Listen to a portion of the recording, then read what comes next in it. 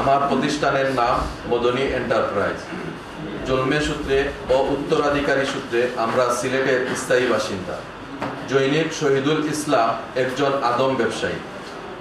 তাহার পিতার নাম জহিরুল ইসলাম, বাড়ি কমার্শিয়াল মোড়, মদিনা মসজিদের গল্লি, বিবারিয়া। তিনি 2015 সালে সিলেটের তামাবিলে পাথর ব্যবসার জন্য আসেন। সেই সুবাদে পরিচয়। তিনি পাথর ব্যবসা শুরু করেন। আমার সহযোগিতা নেন, বিশেষ করে ভালো পাথর ঠিক করা, গাড়ি ভাড়া ঠিক করা ইত্যাদি।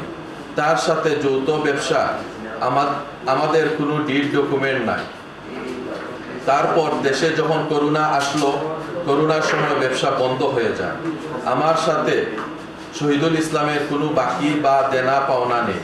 দীর্ঘদিন পর গত কয়েকদিন আগে শহীদুল ইসলাম ফোন করে আমার খোঁজ খবর নেন এবং বলেন তার স্ত্রীর বড় ভাই বর্তমানে সিলেট কোতোয়ালি থানার ওসি মঈনুদ্দিন।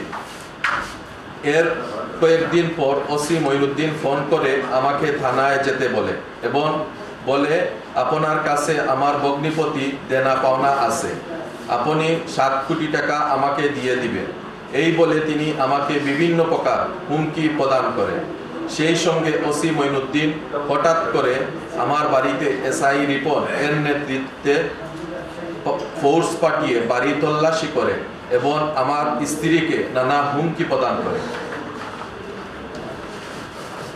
গত 18/4/2024 তারিখ ও 25/4/2024 তারিখ ওসি মঈনুদ্দিন এর নির্দেশে এসআই রিপন এর নেতৃত্বে পুলিশ পাঠিয়ে আমার বাড়িতে তল্লাশি করে এক ভীতিকর পরিস্থিতি তৈরি করে। এসআই রিপন এর ফোন নম্বর 01708392019। তারপর পরেও ওসি মঈনুদ্দিন থেমে নেয়। মিলন ও এলিক্স নামের 2 ব্যক্তিকে সোর্স নিয়োগ করে এই টাকার মধ্যস্থতা করার দায়িত্ব দেন। লিমনের ফোন নম্বর 01710211159। কপিত লিমন ফোন করে বলেন এইমাত্র ওসি স্যারের সাথে কথা বলে থানা থেকে বের হলাম। আজকে রাতকে সমঝোতা না করলে এবং 2 কোটি টাকা না দিলে দেশের সরকার প্রধান শেখ হাসিনা ফোন করলেও আব্দুল্লাহ আবিরকে আর রক্ষা করা যাবে না। ওসি মঈনুদ্দিন বলেছেন ডিবি প্রধান হারুন সাহেব অথবা র্যাবকে দিয়ে ক্রসফায়ার করে ফেলবেন। তারপর ওসি মঈনুদ্দিন একের পর এক আমার ব্যবসা প্রতিষ্ঠান সহ আমার বাড়িতে সিভিলে লোক পাঠিয়ে বিভিন্ন প্রকার হুমকি ধামকি দিতে থাকেন। সর্বশেষ গত 11/5/2024 তারিখে ওসি মঈনুদ্দিন আমার খুঁজে আমার ছোট ভাইয়ের ব্যবসা প্রতিষ্ঠানে এসআই রিপন সহ সিভিলে লোকজন পাঠিয়ে আমাকে খোঁজ সহ তল্লাশি করে নানাভাবে প্রশ্নবিদ্ধ ভীতিকর পরিস্থিতি সৃষ্টি করে, যাহা সিসি ক্যামেরার ফুটেজে রয়েছে। থানা থেকে বর্তমানে ওসি মঈনুদ্দিন এর চাঁদাবাজি ও ক্রসফায়ারের ভয়ে আমি আমার স্ত্রী সন্তান সহ সিলেট ছেড়ে আত্মগোপনে থাকতে হচ্ছে।